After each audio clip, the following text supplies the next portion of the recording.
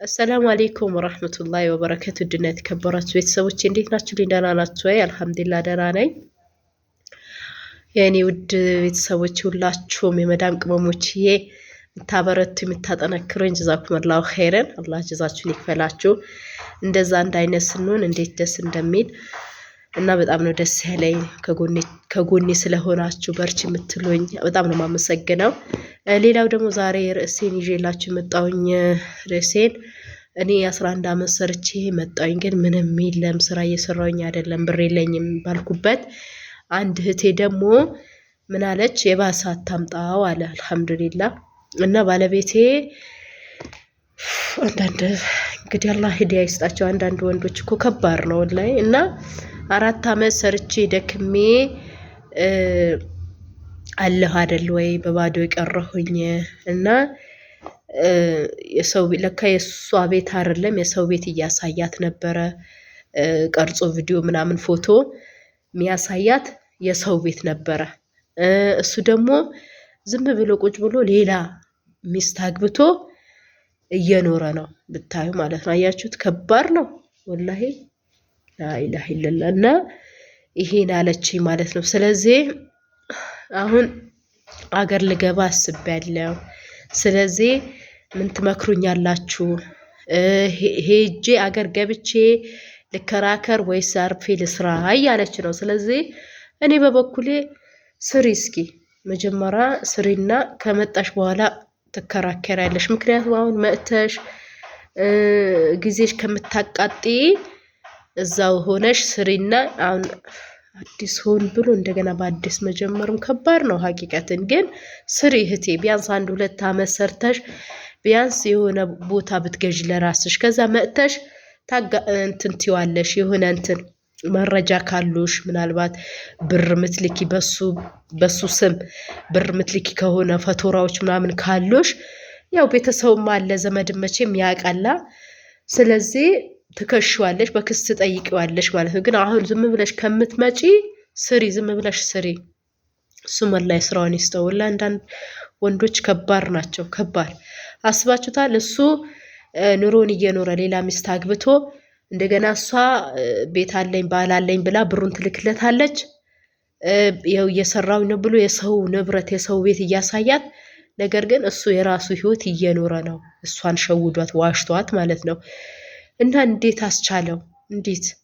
እንዴትስ እንቅልፍ ይወስደዋል?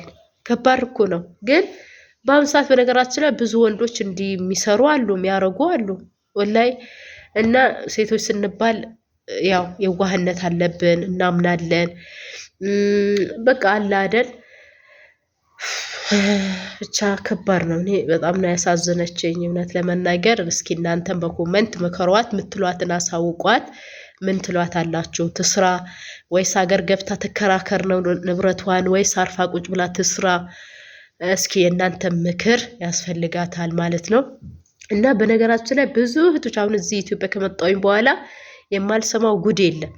ብዙ ነገር ነው ያለው፣ ብዙ ነገር። አንዳንዶቻቸው ተክደው በቃ አብዛኛ ሀታ ራሱ ባለትዳር ሆነው ራሱ ልክ አረብ ሀገር ሲሄዱ ወይም ስደት ሲወጡ እነሱ ብር ይልካሉ፣ እነሱ እዚህ ሌላ ትዳር ይዘው እየኖሩ ነው። ግን እሷ እዛ ብር እየላከች ቤት እየሰራ ነው ኑሮዬን እያሻሸለ ነው ብላ በቃ ብዙ ነገር ማይሰማ ድራማ ማይሰማ ጉድ የለም። ወላሂ ከባድ ነው። አንዳንድ ወንዶች እንደው እኔ እንጃ አላቅም።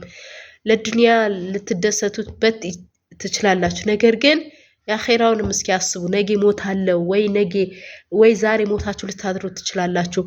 ሞትም እኮ አለ። ቢያንስ እሞታለው ራሱ የሚባል ነገር የለም በህይወታቸው ማለት ነው።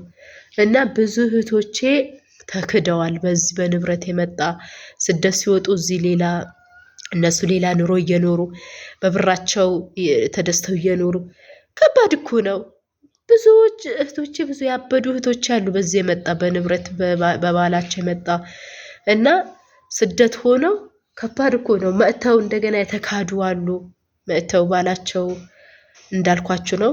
እሷ እዛ ሆና እሱ እዚህ አግብቶ እየኖረ ስትመጣ ሌላ ጉድ እያየች በስደት መጥተው ቤቴ ነው ብለው ሲመጡ ሌላ ጉድ ነው የሚሰሙት። ብቻ ብዙ ጉድ አለ፣ ማይሰማ ጉድ የለም። ስለዚህ እህቶቼ ተጠንቀቁ፣ ተጠንቀቁ፣ ተጠንቀቁ። በቃ ሀታ ምናልባትም እሱም አላህን የሚፈራ ወንድ ከሆነ እንደዛ ምትልኩ ምትሰሩም ከሆነ ቢያንስ ትንሽም የሚታመን ወንድ ይሁን ወይም ቤተሰቡ ይኑርበት፣ ማስረጃ ይኑር ቢያንስ ማለት። አለ ማስረጃ ግን ከባድ ነው። ዝም ብላችሁ ወዶኛል አፍቅሮኛል ብላችሁ ሌላ ነገር እንትን ማለት ንብረታችሁ እዛ እናንተ ሽንት ቤት እያጠባችሁ እየቀለጣችሁ እንደ ሻማ እየደከማችሁ 24 ሰዓት ርፍት የሌለበት ስራ እየሰራችሁ ብራችሁ ግን እዚህ ማንም ወጠጤ ማንም ወራዳ እየበላበት እየጠጣበት እናቴ እዚህ አረብ ሀገር ያልነካት እሷ ተይታ እየበላች አንቺ እዛ እየተሰቃየሽ ለምን ምን አመጣው? ስለዚህ ጥንቃቄ አድርጉ ነው ምላችሁ እህቶቼ፣ ተጠንቀቁ። በተለይ በወንዶች በቃ ኢትዮጵያ ያሉ ወንዶች ውሸታም ናቸው። ውሸት አትስሚ፣ ውሸታም ናቸው። ስለዚህ ጥንቃቄ እያደረጋችሁ ላችኋለሁ ውዶችዬ እና እንዳላበዛባችሁ ያው ባበዛው ደስ ይለኛል። እኔም እንትን የዳታ የስልናጭ አጠር ያለ ቪዲዮ ምለቅላችሁ ማለት ነው። ይህን ይመስላል። በርቱልኝ፣ ጠንክሩልኝ፣ አትሸወዱ፣ ጥንቃቄ አድርጉ ልችዋለሁ ውዶቼ። ሼር አድርጉልኝ እንግዲህ ሰብስክራይብ፣ ሼር፣ ላይካችሁ አትርሱ፣ ሼራችሁ አትርሱ። አበርቱ፣ ያጠንክሩኝ፣ ከጎኔ ሁኑ ማለት ነው። እንደ ሁሌም በጣም ነው ማመሰግናችሁ የኔ ቅኖች፣ የኔ ውዶች። እናንተም በርቱልኝ፣ ጠንክሩ። ዩቲዩብ ክፈቱ፣ እዛ ሆናችሁ ዩቲዩብ ክፈቱ። እዚህ ስትመጡ እንደኔ እንደዛ ትሰሩበታላችሁ። ቢያንስ ስራ ላይ ይኖራችሁ ይችላል። የቤት እመቤት ልትሆኑ ትችላላችሁ። ልጆች ይኖርባችኋል። ይሁን ያሁን የትም አልሄድም፣ እንደምታዩ ቤት ነኝ።